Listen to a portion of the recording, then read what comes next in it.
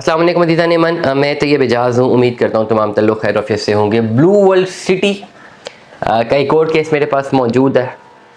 ऐसे केसेस बहुत ज़्यादा हैं। मैं इसलिए केसेस बताता हूँ, मैं केस बताते हुए ना किसी की फ़ाइल की डिटेल बताता हूँ, ना कस्टमर का नाम बताता हूँ, ना उनका एरिया बताता हूँ। और ये केसेस बहुत सारे लोगों के हैं, तो इसलिए जज नहीं किया जा सकता कि मैं किसका केस बयान कर रहा हूँ। वजह यह है बताने की केस की कि आपको नॉलेज मिल जाए, अंडरस्टैंडिंग हो जाए कि एक्चुअल वैल्यू क्या है, क्या करना चाहिए।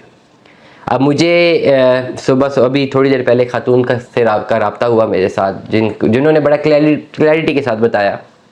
उनके पास अब blue world city overseas block 7 मरला वाली फ़ाइल है, 1350 वाली बुकिंग है। एंड मैं डिटेल्स में नहीं जाता। They are suffering through huge financial crisis. और बड़ा क्लैरिटी के साथ बात बताऊं कि जो अर्निंग हैंड्स थे शायद वो उनके पास वो भी अवेलेबल नहीं है। तो क्या करना चाहिए उनको?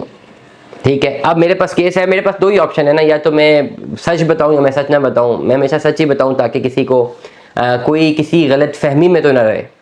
अब 1350 वाली फाइल है, 7 लाख रुपया पेड है, प्लॉट नंबर लगा हुआ है। वो ये समझ रही हैं कि ये प्लॉट है मेरे पास और ये बिक जाएगा। कैसा होगा? नहीं होगा। 1350 वाली फाइल है, 7 लाख अगर 50% पे प्लॉट नंबर लगा भी हुआ है तो वो प्लॉट तो नहीं है, अभी खाली बैलेटेड एक फाइल है। It is not a plot. Number 1। क्या बिक जाएगा? बिल्कुल नहीं बिकेगा। क्या वेट करना पड़ेगा, बाद में बिक जाएगा? ऐसे कोई आसार नज़र नहीं आ रहे। रियल वैल्यू क्या है कि 1350 वाली फाइल है, 7 लाख पेड है, पहले तो भाई 7 साढ़े 7 लाख रुपए पे करना है। फिर जान छूट गई? नहीं। अभी क्या है, डेवलपमेंट चार्जेस कितने लगे हैं? 14 लाख रुपया, वो भी सारे पे करने हैं। और अगर लमसम पे कर देंगे तो चलिए प्लॉट आगे एलोकेट हो जाएगा। अगर इसी तरह चलते रहेंगे तो पहले कॉस्ट ऑफ लैंड क्लियर करनी है, फिर डेवलपमेंट चार्जेस क्लियर करनी है। 4-5 साल लग सकते हैं अगर ये डिस्ट्रिक्ट 7-8 से आगे प्लॉट नंबर लगा हुआ है, और तभी जाके प्लॉट मिलेंगे और तब जाके बाद में बिकेंगे। क्या पैसे देने के अलावा कोई ऑप्शन है? बिल्कुल भी नहीं है, पैसे तो देने पड़ेंगे। क्या मार्केट में सेल हो सकती है फाइल? क्या ये प्लॉट सेल हो सकता है? अव्वल ये प्लॉट ही नहीं है, सेल हो सकता है? बिल्कुल नहीं। दोनों का जवाब नहीं है।